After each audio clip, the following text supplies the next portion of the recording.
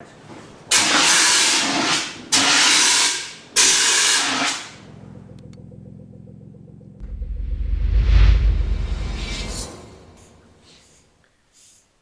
welcome back to yet another episode on the M113? M113. M113? Maybe I'll try again. Why not? Yeah. Okay, shut up. Well, welcome back to Rough Restos for yet another episode on the M113 Capri conversion. Now, we're making pretty good progress. We're now on episode 15, 16, I don't know, somewhere around then. Yeah. But in the last episode, we got the clutch converted to hydraulic on the pedal box. Tight, but it seems to have gone well. We haven't tested it yet. We've got like the cooling system tied up, got all the wiring tied up. So now we're ready to put the engine back in the bay. And then we're ready to connect up the fuel system, the cooling system, plug in the electrics, and turn that key. So I'm excited. What's going to happen? I don't know. But I haven't turned the ignition key on this car since... when did I take it apart? It might have been October, November? November, probably. December, I don't know. So, let's crack on. Let's get that engine in that bay and start connecting everything up and seeing what happens.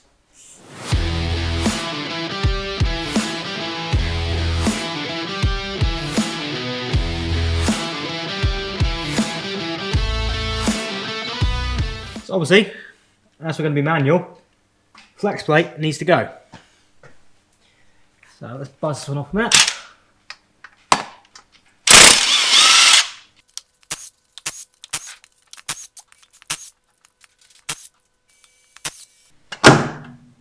Yep. Right. So that's our flex plate. And yeah, the missing tooth pattern should be the same because they're both the same for the same engines, although the other one comes off a V6. Got a slight weep on the crank seal there, so we'll have to do it when we next take it out again. But the rest of the inside here is quite clean. So this flywheel is a dual mass, which makes it heavier, more awkward, and more parts to go wrong. Just what we want. Oh shit. Right, so I had a bit of a disaster here. Other than the fact you probably just saw me drop the flywheel onto myself, caught it in my arms and scratched my arms up nicely. Great. Flywheel bolts. Not the right size. So, this was never mentioned online, although to be fair, I never really saw anything about it online, but obviously the dual mass flywheel is chunky, but the actual thickness where the bolt goes through is 5mm thicker than the spacer and the flex plate, which means the bolts protrude 5mm less at the back. Now, into the crankshaft here, the first 10mm isn't threaded.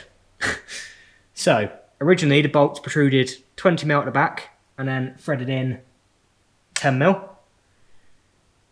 If I put the actual flywheel on there, they barely catch. If they do catch, I think it's only catching about 5mm thread. It's obviously not suitable. And probably too much of a risk to even try it yet, which is really annoying because I don't want the flywheel coming out through the gearbox. So I'm going to have to order some new bolts. If you plan on doing this, the standard bolts are M10 by 1 and they're 25mm long and they're cap heads. Or these ones are Torx, but yeah, cap head with Torx bit. Basically, an M10 by 1 by 30 bolt will be perfect. See, high tensile. So let's order them up. Which is annoying because it means I now have to take the gearbox back out again to put the flywheel and pressure plate in. Flywheel, pressure plate, clutch right in to then before I do a prop to drive it.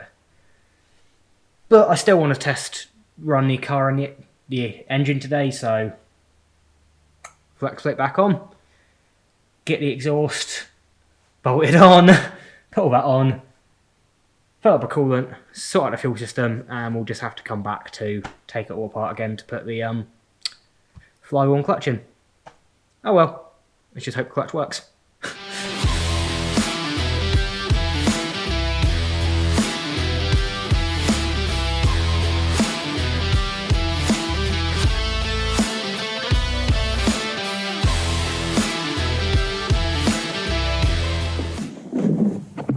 Now, the beauty is, we've got all our plugs here, all our plugs from our ECU board, and they all just go clunk together.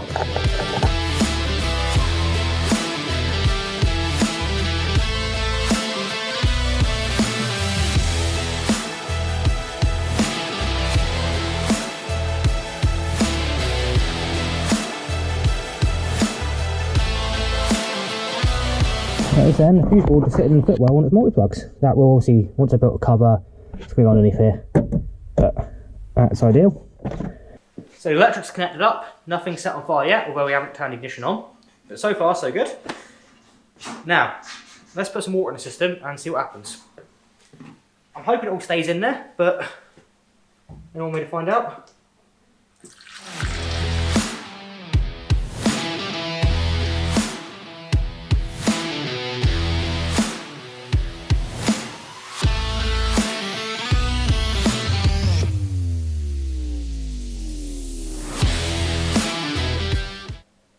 Right, well, the system is definitely a bit of a slow one to fill, which is a bit of a pain. We've got some water in there now. Give it a few minutes, try to put some more in there, top up the system once the water pump's been running as well, once we turn it over.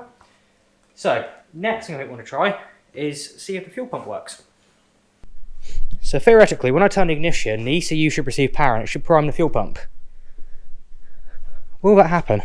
And if it does, do we have any fuel leaks?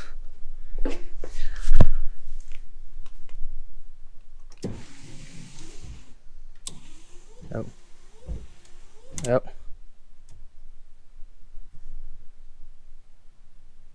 Right, didn't need a fuel pump prime. Ah, 1 minute. I never reconnected the cable on the when I was last test running it. That was not connected. That would make a massive difference.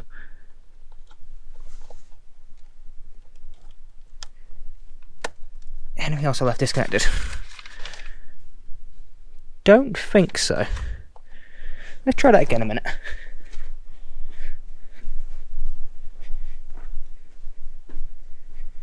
Next attempt. No fuel pump priming. Alright.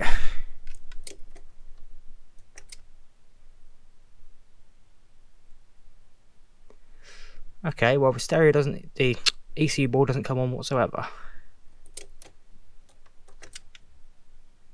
So, we've always got no ignition live to that currently. Let's find out why. Alright, I might have found the cause. This orange one is probably meant to go to here. Let's just get her attached. See, I'm meant to be an electrician. Whoops. Let's just turn the key again. Ah, fuel pump priming. Interesting. Right. We've got power to ECU. So now let's prime it a few times and we'll have to check for fuel leaks.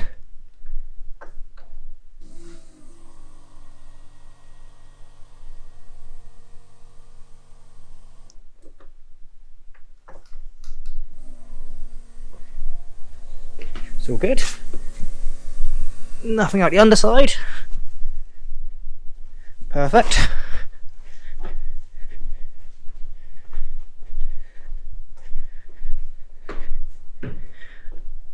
No leaks on any of these fittings. Nope, just my blood. Great. And then it means we should have a bit of pressure up here.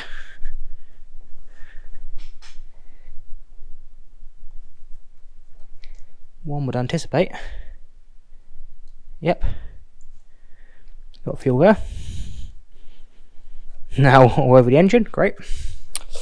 Alright, I'm going to try to get some more coolant into this and then we're going to have to turn that key, I think. So like when we're starting any engine like this, there's always a risk of fire. So I've done the right thing and I got my fire extinguisher from the 70s ready to go. And a few in the boot. No immediate electrical fires, which is good. No fuel spilling out, which is good. If it does seem to start and run, which unlikely, I think I found one more vacuum leak, so it might now not have enough air. If it does manage to run, I've got no paste or on any of the joints and exhaust, and no clamps on the front exhaust, so it will blow. But I'm not going to paste them up properly until I reassemble this for the final time, because it just makes a mess and it makes it more difficult every time. So yeah, I think we should turn this key. Scary. Right, we've got reset there, got our coolant temperature, got our TPS working. All that looks about right. I have no idea where I left it to last time, what settings are on. Let's just make sure a minute we're not in any kind of fixed time in a second.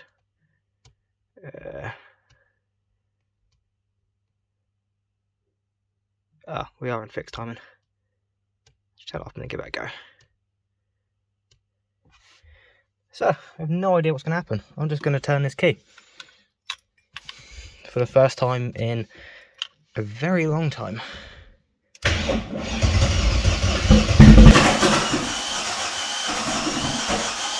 Okay, so next plan is going to have to check the fuel pressure a minute. Sorry, not to you. To the interwebs. Let's just see. That could be throwing us off big time with fuel pressure right a minute. So we're only looking for about 3 bar of pressure.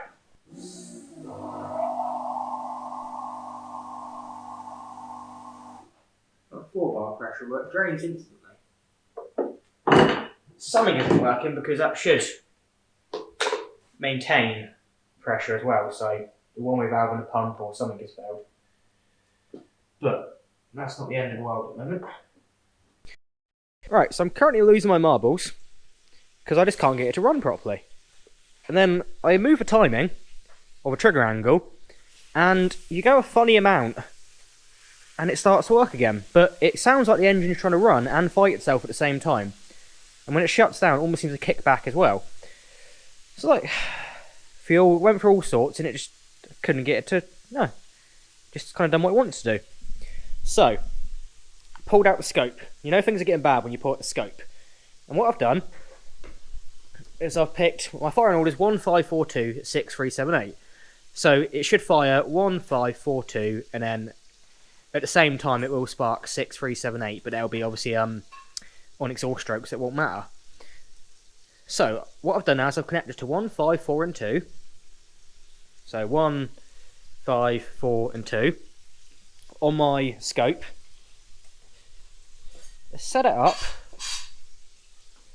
on the trigger angle here, and I'm not sure if you guys will see this. If not, I'll post some videos of it because it's also recorded.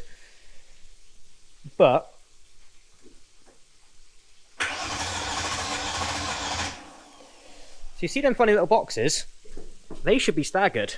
Fire 1, fire 2, fire 3, fire 4, or in the correct order. They're firing all at the same time. That would, I've got 16 spark plugs firing all at the same time. If that is the case, then no wonder it's not running and it's doing weird things. So now, why are 16 spark plugs firing at the same time? Oh dear. Let's go through, triple check all the settings, make sure there's not something weird, and just check the plugs. I've not plugged them in wrong, but I think I have. After that, what on earth have I done wrong? Fair enough, the injector's sort of firing at the same sort of time, that's not a big issue, but this. So I've just moved the scope now, and I put it on the output of the ECU to work out what's going on there. Now if we turn it over. Oh. I better set this recording as well.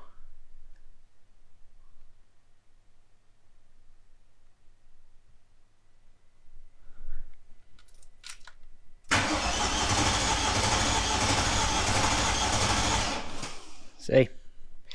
All in order. So the ECU's outputting the correct signal. Somehow, the ignition drivers are turning it all into a one signal. Oh dear. Either I've made a big wiring boo-boo, and I've joined all the wrong pins, which is very unlikely that bad, but we'll explore it as an option, or both ignition drivers have failed. Oh, this is not ideal. So, no wonder we're not running, and we can't run. That makes complete sense with all these issues now. Massive sense.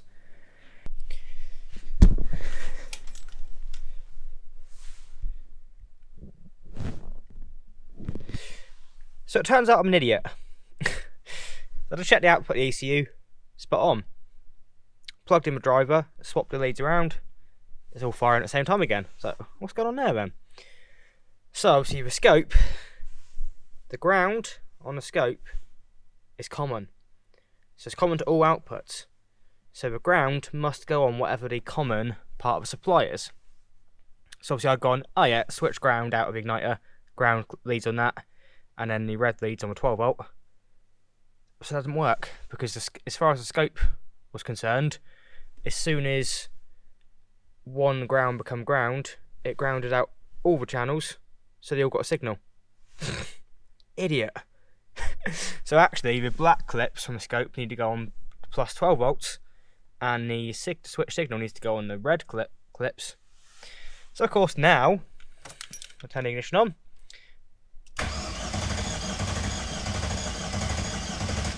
It shows as a negative voltage obviously, but it's in order. So that was probably fine to start with, before I decided to take out and fry 2 ignition drivers. Idiot. But these things happen. So I'm going to put back in connect that one of the ignition drivers again, and we're going to try and fire the coils and check firing order again, and I can check current on the coils as well. Joys! So I hooked the Handtech up on it, check current here, and we've basically got 2 amps per division here. So the coil draw is pretty much dead on 10 amps, which is not ideal. So 10 amps per coil. Now the driver was going to be doing 2 coils per channel with driver. The driver's rated 8 to 10 amps per channel. So I was trying to put 20 amps for him, which probably would work, but it's not reliable and it's not going to do it. So what I've done for now is basically I've disconnected a bank of spark plugs, or bank of half the coils on each side. So we got like a bank A and a bank B now. So it's 1 driver per bank doing 4 coils, so 1 coil per output. So down to 8 spark plugs, not 16. I still want to run 16, so I might end up adding more drivers in the future. I don't know yet, but for now, that should do that. So I'm just going to quickly triple check my spark firing order again, now that I've messed around with coils, to make sure that both ignition drivers are doing what they're meant to be doing, and then we'll have to, well, work out what's going on still. So I've hooked it back up to the later 4, sort of second driver, just to confirm they're still also firing in the correct order. Let's just see.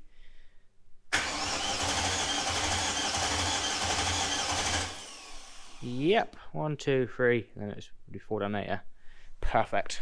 Right. So according to that, we're sparking in the correct order.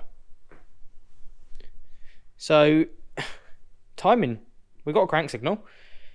Timing could still be out, but we've had our confusion with that already. Fuel can't really be out of time.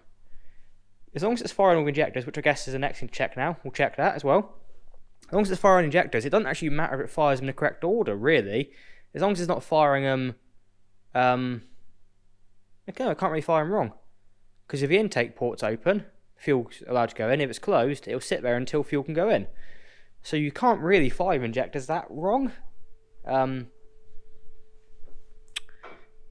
Interesting. So I've been around, checked the injectors as well. Yep, they're all firing in the correct order. So injectors are firing in the correct order. So are the spark plugs. We've now lost half the coil packs, so the current's reduced. Ideal.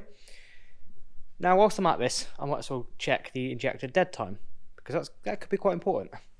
So what I've done here is I put my amp clamp on. We got it set up here on to be basically 500 milliamps per division here, and all I'm going to do is crank it over and see what happens. But I need an extra hand because I want to pause it and see where the data goes. So.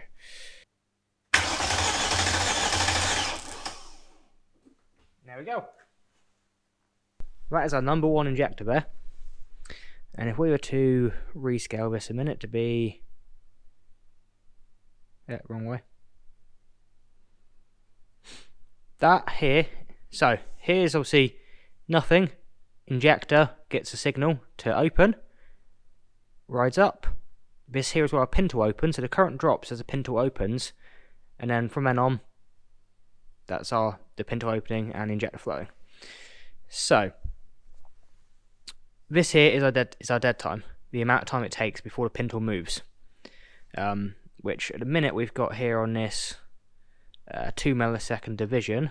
So if I was to alter that a second, let's go roughly. Let's try to see where we're moving it to. Move it back, don't we?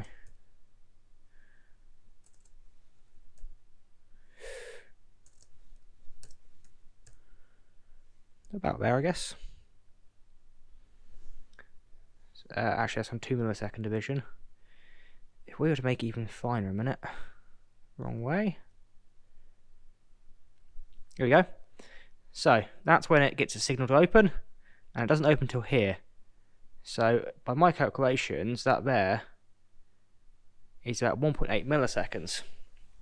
So much higher than the current 1 millisecond I've got in the ECU. So these injectors are quite slow to open. Now obviously with high voltage, when it's running, that should produce itself, but the ECU will compensate for that. So we actually need to put our injector dead time up to 1.8. That could have been affecting a lot of stuff here. Ooh, so it might not be getting nowhere near enough fuel. Ideal, we'll try that a second. Well, let's just give it another attempt. What harm could it do?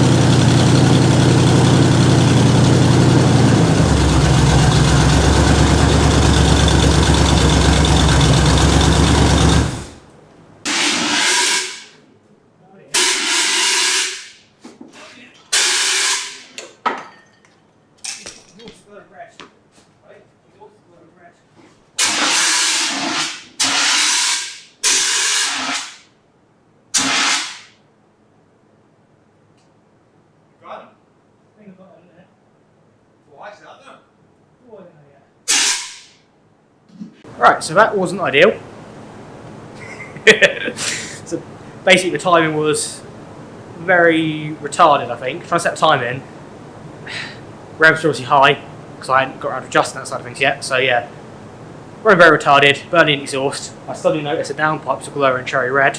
Shut it off. Noticed some flames underneath. And yeah, where the exhaust was glowing cherry red, it set the undersill on fire. That's the first time for me. Joining Chris from Chris Dupree's garage. He's normally the fireman. So let's fix it.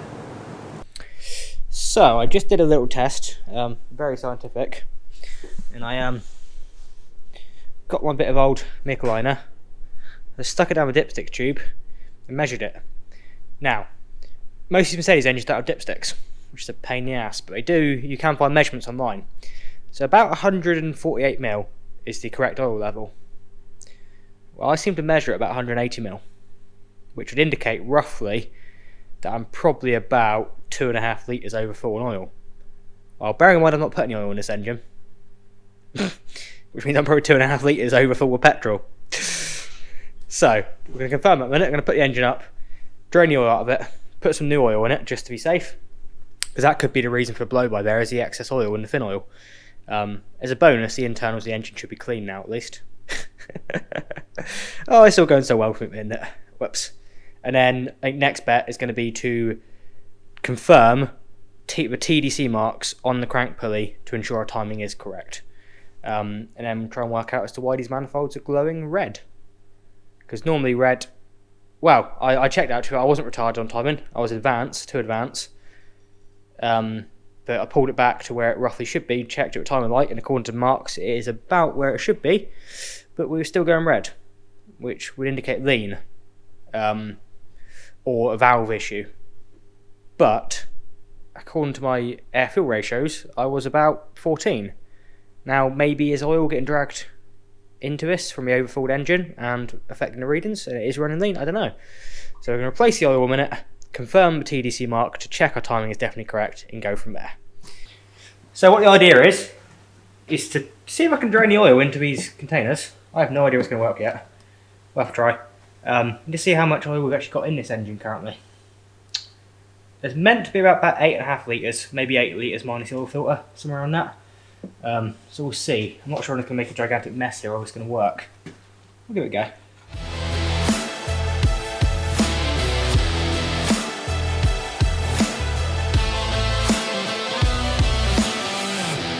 So I cleaned off some of the burnt underseal, so that can't happen again. Put 8 litres of oil in it. So what I can do now is obviously run the engine, find out on my little friggin' bit of MIG torch liner where the oil level is, and then that is meant to be our oil level. So it's had 8 litres go into it now, so that should be fine. What else have I done? I've just taken the spark plug number 1 out, and I've used that to try and find my TDC. So what I've done is I've put the inspection camera down in the bore there, and I've basically found TDC from when the piston stops moving. Now that seems to be around 310 to 320 degrees on this pulley, and it's about sort of 325 degrees with it floating in the middle. So that's not 0 degrees. So my timing when I've been set on the computer at 20 degrees has been around here, sort of where that mark is now currently. If so, that means, yeah, my ignition is running retarded, not advanced like I thought, which would cause the downpipes to go wrong.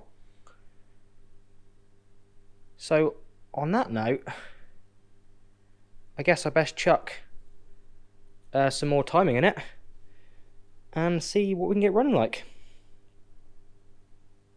Interesting.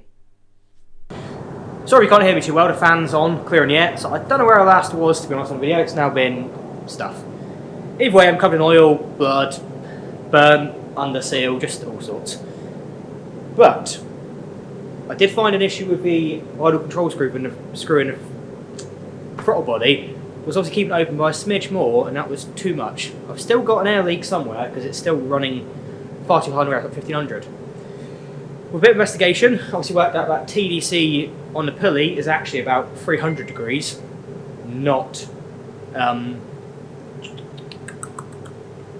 is it 300 degrees? No, that's my thingy. Either way, it's about 325 degrees TDC is, as opposed to what I thought it being 0 degrees. Great. So that caused us massive retarded timing, which then obviously got the downpipes extremely hot, so hopefully not damaged the wideband. But there's a bit of progress now, so let's see. Well, I think there is. I've gone away, got food, and not come back to it. So I've just enabled the non-fixed timing now, so the timing can alter and do what it's going to do. So I don't know what's going to happen. Let's find out. Alright. Let's give it a go.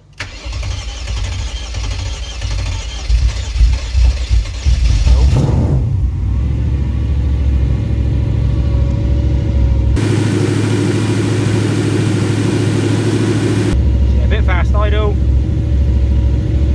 Air fuel is coming up. Oh, the alternator is charging it.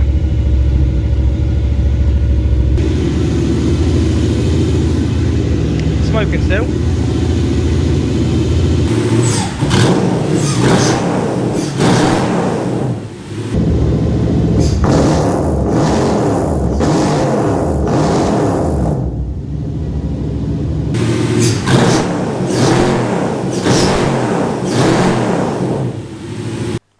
Right, that was a bit of an emotional episode. A tiring one, very tiring. But we achieved the end goal. The engine runs in the car. Yay! Didn't finish the clutch off. That's next episode. Can't drive it because the prop shaft didn't arrive. Thank you TNT and FedEx, well done. Promised me it by 6 o'clock and then don't deliver it. So I'm not now expecting that until next Tuesday. So that's not going to happen this weekend, great. Developed the water leak now. I'm not sure it's from the hose or from the water pump. Also got an oil leak from the water pump housing. So that's going to be thanks to the previous owner of a car, which I bought the engine from. Well, bought the whole car. He supposedly used to be a mechanic. He changed the water pump in that himself after something went through the front radiator and all that stuff. But he bodged it back together. He didn't even know what he's on about and messed it up. Now I think I've got a water leak out of the water pump and I've got an oil leak out of the water pump. So that's going to be his fault, isn't it? Fantastic. Yay. But things seem to work. So, yeah. Loads of issues to suss out yet. Loads, but it works. So I guess I'm happy. And I'm tired. And I'm beat up and bruised. And I just want to go to bed. So, on that note, if you've enjoyed watching my failures, and this episode actually contained a lot of my failures. The amount of mistakes I made was unreal. That's what probably caused this episode to drag on for so long. But you live and you learn. I'm not a mechanic. I'm not a tuner. I'm not an engine builder. I'm an electrician in Cornwall. And this is my hobby. So, got to start somewhere, haven't you? So yeah, if you've still enjoyed it after all that, then why not like the video?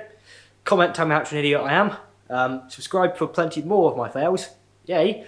And with any luck, I'll see you guys again next time. Thank you for watching. I've been Jordan. Cheers.